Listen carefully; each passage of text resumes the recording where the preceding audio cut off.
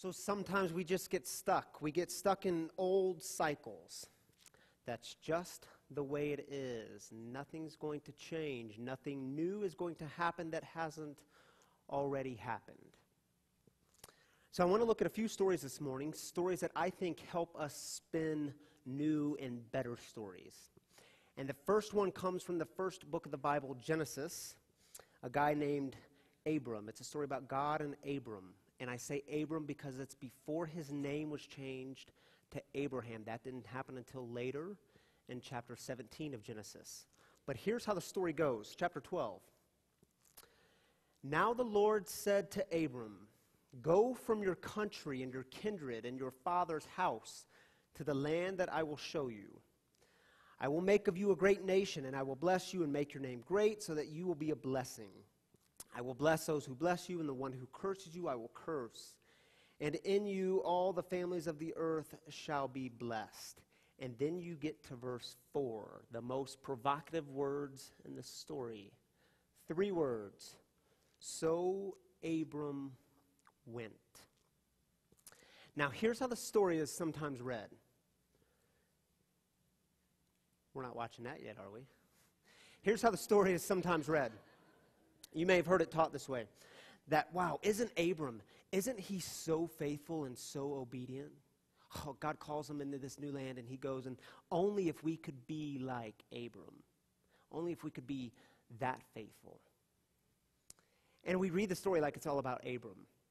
But I think the story is actually much more radical than that, because it's a story much more about what God is doing. And here's what makes the story so new and radical.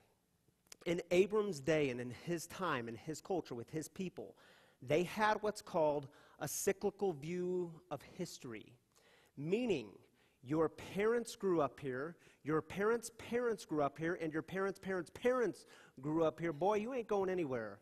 You're staying here like you were born to do, like you were meant to do, and you're going to plow the fields.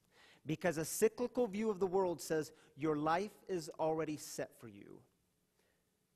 God comes along and does a brand new thing in human history. Check it out. He comes to Abram and he says, "Abram, come here. I want you to step out of this old cycle, and I want you to come with me into this new land that I'm going to show you." Do you see what's happening here? God is inviting Abram at this time, to step out of the old thing and into something new. And as they journey together, God says, a few chapters later, "Man, this is so big. We are doing a new thing. Abram, you are going to serve other people. You're going to bless other people. Like, your purpose in life is a new thing. Therefore, we're going to call you not Abram, but Abraham." He gets a new identity along the way. So Abram went. Some of the most beautiful words in Scripture. And is it possible today that God is calling, inviting you and me to step out of the old cycle and into the unknown, something new? It's why the story of Patch Adams is such a great story, because before he was Patch, he was Hunter. And Hunter is stuck. Maybe you've been there before. That's just the way it is. It's the way life always has been. Nothing new is going to happen that hasn't already happened. This is the way it is. Hunter is at his absolute lowest. He's at this point in his life suicidal. He has lost hope. So he admits himself into this institution.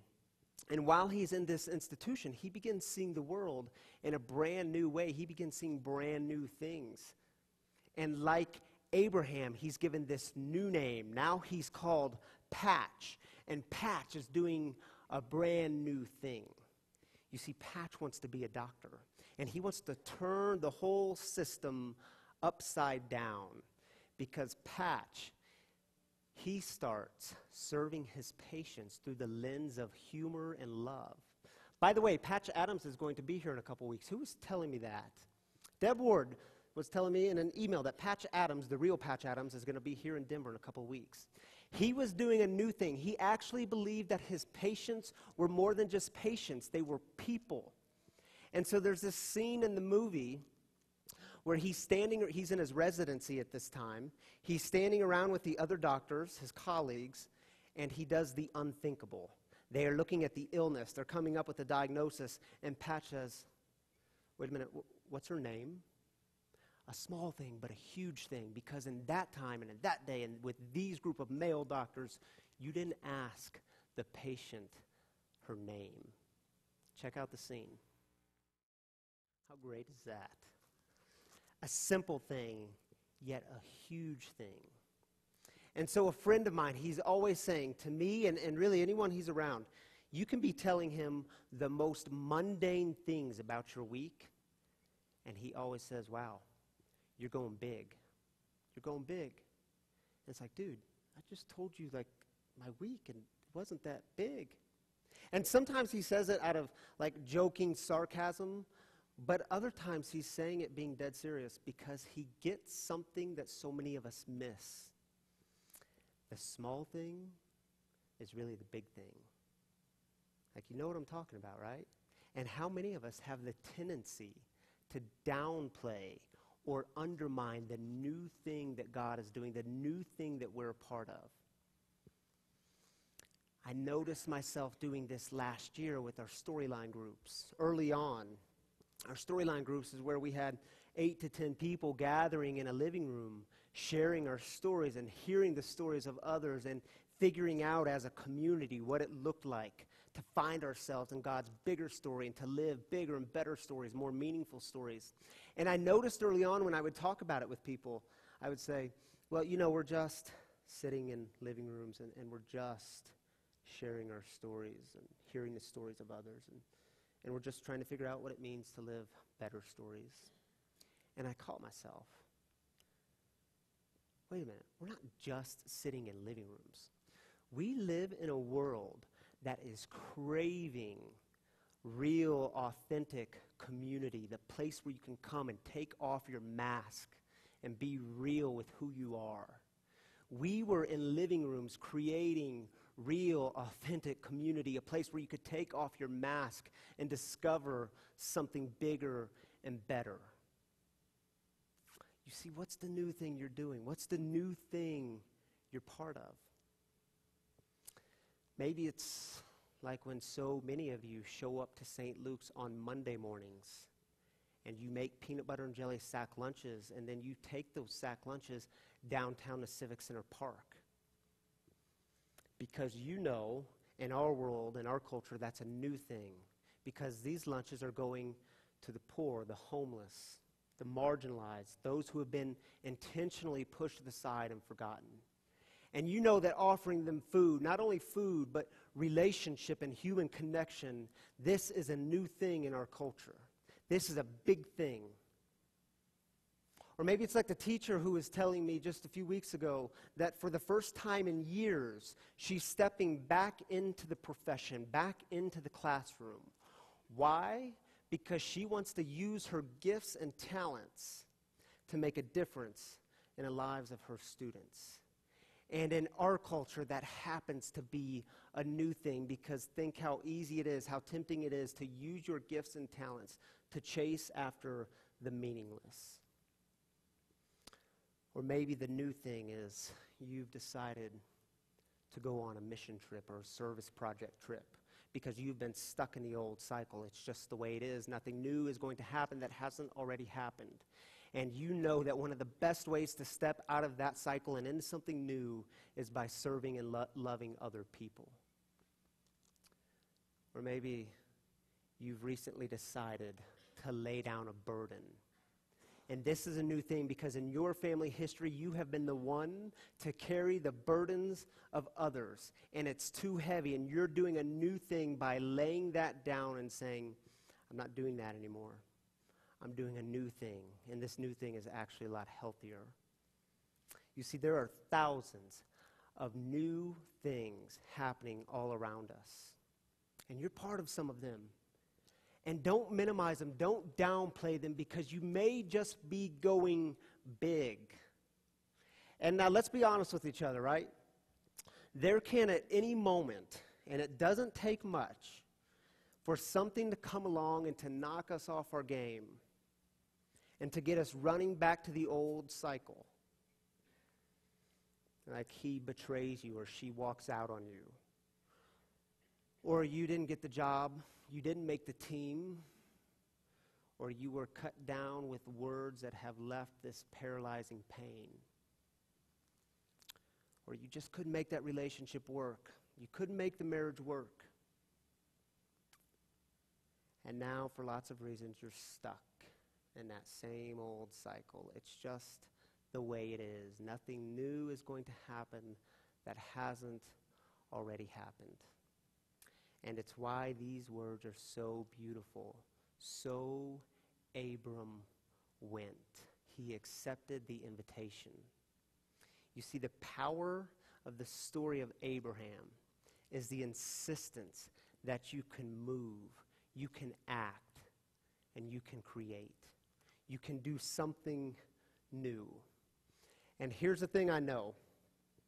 When it comes to the new thing, when it comes to a new journey, God always goes with us. I'm reminded of my daughter, our oldest daughter, Selah, who is now 5 and entering into her 3rd year of preschool.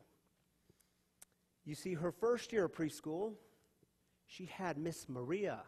She was in the 3-year-olds class. Miss Maria is here with us this morning. She was in the 3-year-olds class, and she loved it. She loved Miss Maria. She loved her classmates. She loved the experience. The year came, and it went. Summer came, and it went. And at the end of the summer, we opened a letter, and I'm reading this letter to Selah with excitement about her new teacher in this new class. And I could tell as I'm explaining this to Selah, she is not nearly as excited as I am. Poppy, I don't want to go to that new class. I just want to do Miss Maria's class. Well, baby, you can't do that. Don't you remember the hug at the end of the year and she said goodbye? That was like, you can't go back to that. But Poppy, I don't want to do that new thing. I just want to go back to Miss Maria's class. Now, if you're a parent, you'll understand this, right? Sometimes you got to get down on their level and you got to look them right in the eye. Baby, I love you. I have spent so much time with you. I know you, and I believe in you. You have what it takes to do this new thing. Me and Mom are with you. So she went into Miss Dion's class. She loved Miss Dion. She loved her new classmates. She loved that new experience. The year came and it went. Summer came and it went. And Miss Dion is here too in the back. And the letter came just a couple of weeks ago from Miss Kay. And we opened the little school letter. And I'm reading this to Selah with excitement. You're going to be an explorer. You get to be a St. Luke's explorer. Now, I could tell she wasn't nearly as excited as I was about it. What do you think she said? Poppy, I don't need to be an explorer. I just want to go back to Miss Dion's class. I love Miss Dion. She's the best thing ever. I just want to go back to her class. Oh, baby, you can't do that. Remember the graduation up here? Remember when you walked across? That was like you're done with that. You can't go back to it. Poppy, I just want to go back to Miss Selah. I love you. I have spent time with you, and I know you. And we believe in you. You have what it takes to do this new thing, and she is going to love being a St. Luke's explorer. God always goes with us in the journey, and aren't we just a bunch of preschoolers? God invites us to step out of the old cycle. Well, God, I don't know if I want to do that. I'm pretty good at this old thing, and I just want to kind of go back to the way it used to be. Ryan, I believe in you. I love you. I created you. You can do this new thing. You've got what it takes. You see, sometimes the idea of God going with us in a journey is a brand new idea. So I met Ray a few weeks ago. Some of you know Ray. In fact, some of you even celebrated with us and Ray and Queena, his wife, as we had a baby shower for them and their new baby boy, David. And you see, when I met Ray a few weeks ago, he came into the church on a Tuesday morning, and he was visibly and physically worn out. That boy was exhausted. And he starts telling me the story that he and his wife just had a new baby boy named David, and he was born 6 weeks premature. And the doctors didn't have a lot of answers. There was lots of unknowns. And he said, you know, me and Queena, we just moved here from Alabama. And things didn't exactly go the way we planned. We wanted to get a new start. And he tells me they're sleeping in his pickup truck. They don't have a home. And they were stressed out. They didn't exactly know next moves and next steps. And, you know, we talked for a little while, and then we prayed together. And then he asked me, as he was leaving, he asked this really odd question. He said, do you have a guitar? I said, well, I do, but not here. I have one at home. I said, why? You like to sing? You like to play? He said, oh, man, I love to play the guitar. I love to sing. I said, well, let's step into the sanctuary and see what you've got. And so he stood right here where I'm standing, and some of you saw this video. I posted it to my Facebook page, and he sang the most beautiful, like authentic, bluesy type old gospel tune, a cappella. And I said, dude, that was good. He said, yeah, and that's not even my jam. I said, well, dang, what's your jam? He said, my jam is Praise You in the Storm. You know it? I said, yeah, I know it. That's a Casting Crowns tune. And as he's telling me this, I'm thinking, man, you don't get it. Like, you should not, your jam right now should not be about praising God. Because let me explain a little something to you. And this was just the week after Tammy and I found out that Tammy was pregnant. And so my sensitivities were raised, and I was thinking to myself, man, you don't get it. You just had a baby. This is your first child, and you don't have all the answers right now. There's all these unknowns, and the baby, he's still in NICU, and he's going to be there for God knows how long. And man, Ray, you don't even have a home. You're sleeping in your pickup truck, and you don't exactly know your next steps and next moves. I'm not sure praising God is something that should be your jam. Yeah, you tell him, Pastor Ryan. And so we wrap things up here. And I leave the church, and I go to the gym.